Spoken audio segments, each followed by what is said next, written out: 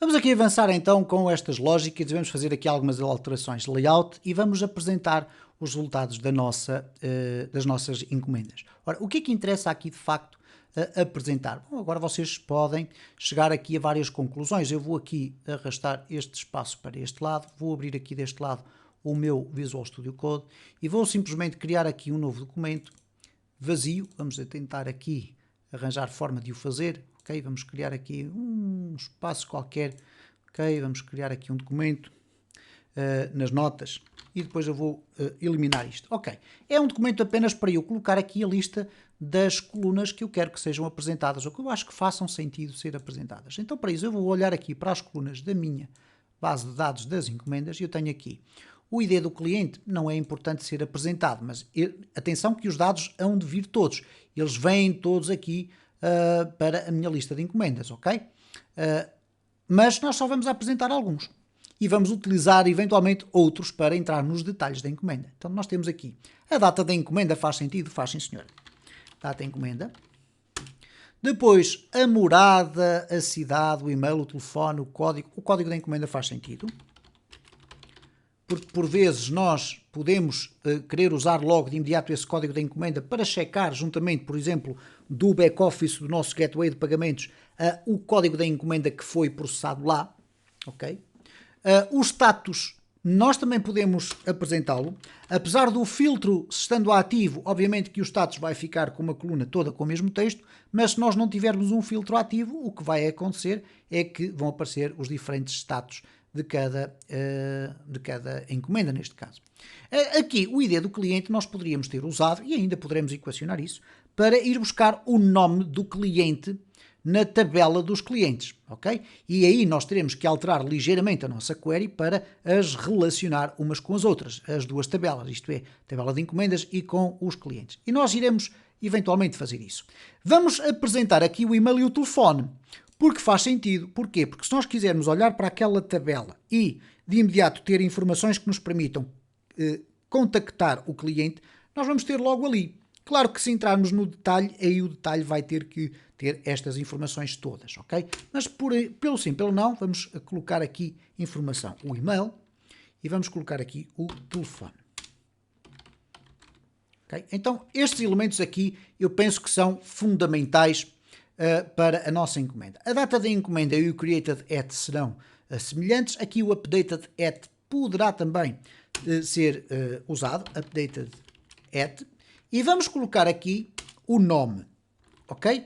Bom, ou então vamos colocar aqui o código da encomenda primeiro e depois o nome. Para nós podermos ir buscar o nome, eu vou agora aqui abrir este espaço, nós vamos ter que fazer uma pequena alteração aqui na nossa query. A lista de encomendas não vai só selecionar tudo das encomendas, mas vai também buscar o nome do nosso cliente. Então nós vamos ter aqui o encomendas, ponto asterisco, vai buscar tudo, mas vamos buscar também alguma informação aqui nos clientes. Clientes, vamos olhar aqui à estrutura, portanto temos aqui clientes, o ID cliente e temos aqui o nome completo. Então nós vamos colocar aqui clientes.nome completo, ok? From encomendas, vírgula, clientes, ok? Aqui a cláusula where status passa a ser encomendas, ponto status, aqui encomendas, ponto ID encomenda, mas nós queremos adicionar ainda aqui uma outra cláusula que é onde o ID do cliente na tabela das encomendas seja igual ao ID do cliente na tabela dos clientes. Bom, como é que nós podemos fazer isto? Eu vou-vos mostrar aqui uma técnica que funciona sempre e é muito simples. Nós temos aqui uma cláusula where que vai poder existir ou não, dependendo do filtro vir vazio ou vir com informação. Então nós podemos fazer o seguinte. Podemos colocar aqui where 1. E o que é que significa o where 1? Vai ser sempre uma cláusula, o início das cláusulas, porque nós não podemos ter dois wheres dentro da mesma instrução select, a menos que sejam compostas. Eu não posso ter where 1 ou where id cliente igual a id cliente e where encomendas. Não, aqui eu teria que ter o and. Então eu posso agora colocar aqui o and com toda a segurança. Porquê? Porque o where é sempre verdadeiro. Ok? Isto vai dar sempre verdadeiro e, portanto, ele vai olhar aqui para esta cláusula e vai dizer onde Ok? Passa à frente. E encomenda ponto status igual a filtro. Senão eu não poderia ter hipótese de colocar aqui o and. Ok? Bom, agora aqui reparem o seguinte, eu posso acrescentar ainda um and aqui, que pode ser concatenado com esta string que aqui está apenas, ou com esta que é depois concatenada com esta e que é depois concatenada com esta. Ok? Então a técnica está em usarem ali aquela dica ou aquela pista que é where E agora and isto, and aquilo, and aquele outro e por aí fora. Então o and clientes.id cliente igual a encomendas.id cliente. E desta forma nós vamos tentar relacionar as duas tabelas. Vamos verificar o que é que vai acontecer agora quando vierem os resultados. Então, para isso, mais uma vez, nós vamos usar aqui o store print data e vamos colocar aqui a lista de encomendas. Sabemos que o nosso código vai parar aqui. Vamos verificar então, aqui vamos retirar o filtro e vamos executar. E agora, reparem então o que é que vem aqui. Nós temos todos os dados das encomendas, porque foi aquilo que nós pedimos no início da nossa query, que é aquilo que aqui está, encomendas tudo, mas depois temos ainda o nome completo que vem aqui em último lugar. Ok? Reparem como ele aparece aqui. Certo? E, obviamente, que se a encomenda pertencesse a um outro cliente, nós iríamos ter aqui um outro cliente. Por isso é que é importante, a determinada altura, os nossos projetos terem as nossas bases de dados, ou as nossas tabelas, melhor dizendo, bem abastecidas de exemplos. Pelo menos com 5 ou 6 exemplos para nós podermos testar se os mecanismos estão, de facto, a funcionar. Obviamente que não faz sentido nenhum estar a testar com uma base de dados vazia. Aqui nós temos alguns registros, não se calhar os suficientes, mas temos alguns. Então, com alguma segurança, nós podemos dizer que já temos, então, o regresso, ou o retorno, melhor dizendo, do nome, para agora podermos apresentar aqui. Apresentar aqui o quê? Bom, nós temos aqui as notas. Eu vou clicar aqui para que faça esta divisão na vertical. Vou colocar isto desta forma. Agora vou aqui à lista de encomendas e eu sei que tenho data de encomenda. Aqui o nome é nome completo. Ok? E, portanto, já estou em condições de poder apresentar os dados. Nomeadamente, fazer aqui um table row e um thead. TH. Aqui vou colocar data. Vou copiar isto tudo. Vou criar aqui vários. Código. Nome de cliente. Vamos colocar aqui o e-mail. Telefone. Vamos colocar aqui o status. E vamos colocar aqui atualizado em.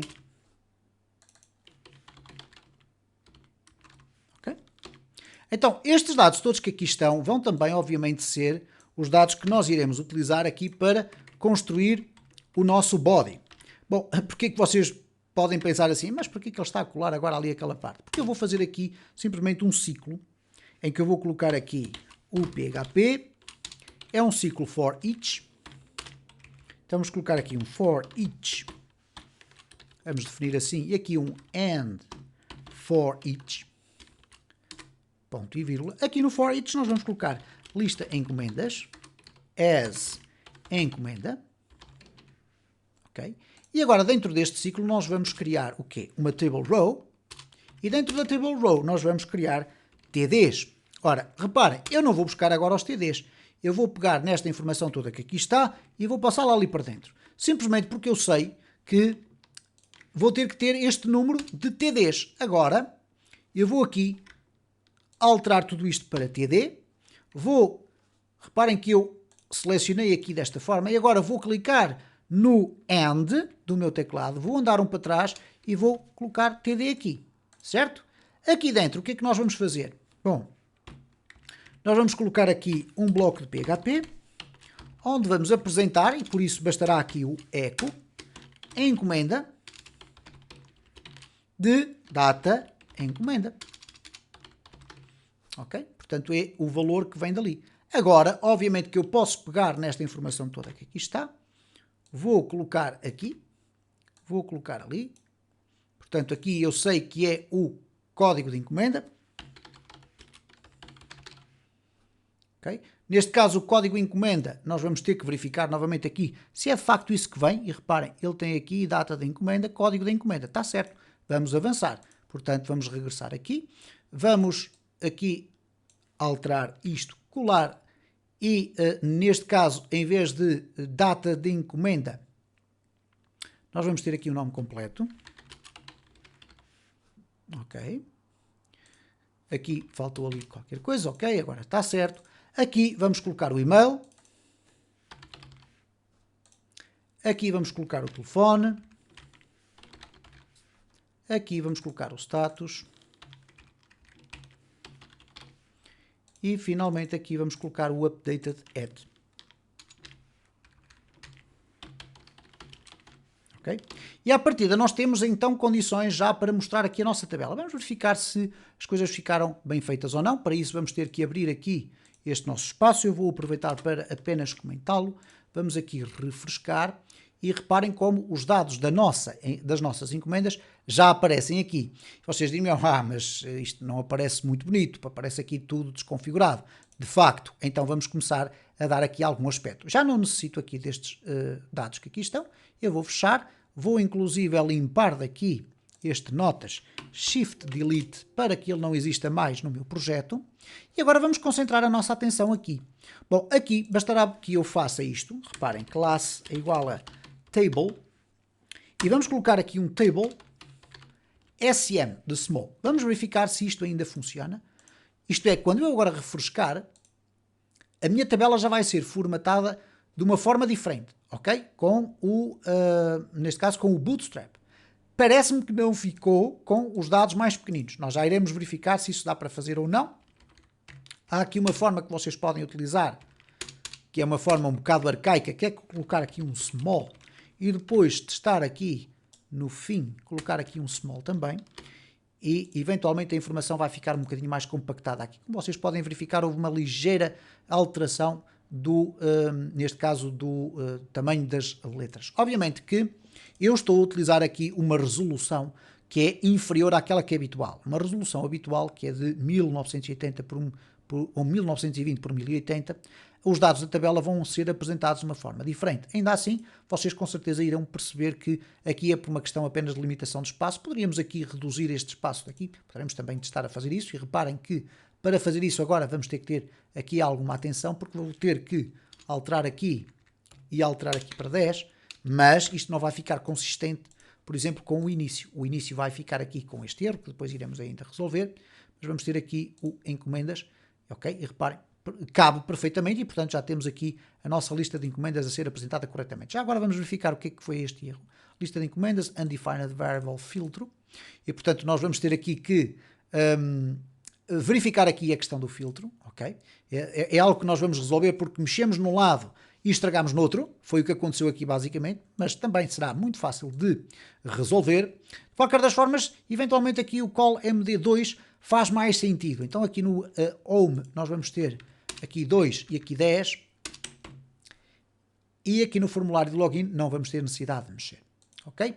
Então, temos aqui a nossa lista, nós já vamos tratar aqui da parte do erro, eventualmente no próximo vídeo desta série. Vocês poderão tratar do erro, eu acho que é o desafio que eu vos quero deixar aqui. Obviamente que eu aqui vou resolver esse erro e vocês vão ver como é que o vamos resolver.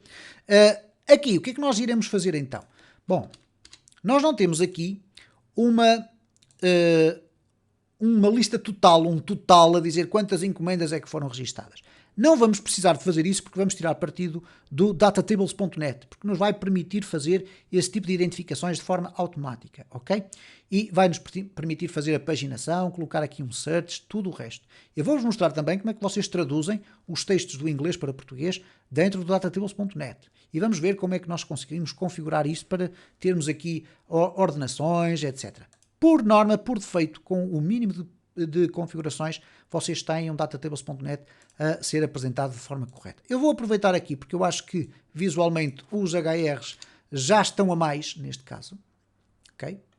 Então eu vou retirar daqui o HR, só o irei colocar aqui dentro, ok? por uma razão simples. Se não aparecer a tabela, faz sentido que apareçam aqui os HRs, apenas para separar ali o texto. A partir do momento em que a nossa tabela começa a ser apresentada, vocês começam a ter linhas horizontais. Portanto, reparem aqui que eu agora tenho os dados como deve ser. Se eu colocar aqui um IF igual a T, não vou ter filtro nenhum, ok? E portanto, vamos ver aqui o F igual a teste. Ok? Ele continua a apresentar-me aqui os dados todos. Vamos já verificar o que está a acontecer aqui. E eventualmente este problema que nós temos agora a detectar aqui está relacionado com o facto de termos ido buscar o nome do cliente à nossa base de dados. E portanto reparem que estes processos são processos de avanços e recuos sistemáticos. Portanto, esta nossa query já não está a funcionar da forma como nós inicialmente idealizámos. Ok? Ela vai buscar aqui encomenda.status igual a filtro, and cliente.id em cliente igual a encomendas.id cliente. Bom, nós vamos ter que fazer aqui algumas alterações a esta query para que ela funcione de forma correta. Analisando o problema desta forma, nós à partida isto deveria estar a funcionar corretamente. Isto é, se eu agora colocar aqui um echo, vamos colocar aqui um die. Okay? Agora estamos na fase da pesquisa do erro SQL. Okay? Então vamos verificar aqui o que é que acontece. Se eu agora pesquisar aqui, ele vai buscar tudo o que existe das encomendas e o nome completo, e atenção que, cá está, ele vai buscar também o nome completo das encomendas e dos clientes. Ora, portanto, ele vai buscar todos os nomes completos que existem. Portanto, a nossa cláusula não pode ser construída desta forma, ou melhor, desta que aqui está. Ela terá que ser construída com uma join. E é isso que nós vamos deixar agora no fecho deste vídeo para fazer, porque iremos ver aqui como resolver esta situação no decorrer já do próximo vídeo desta série.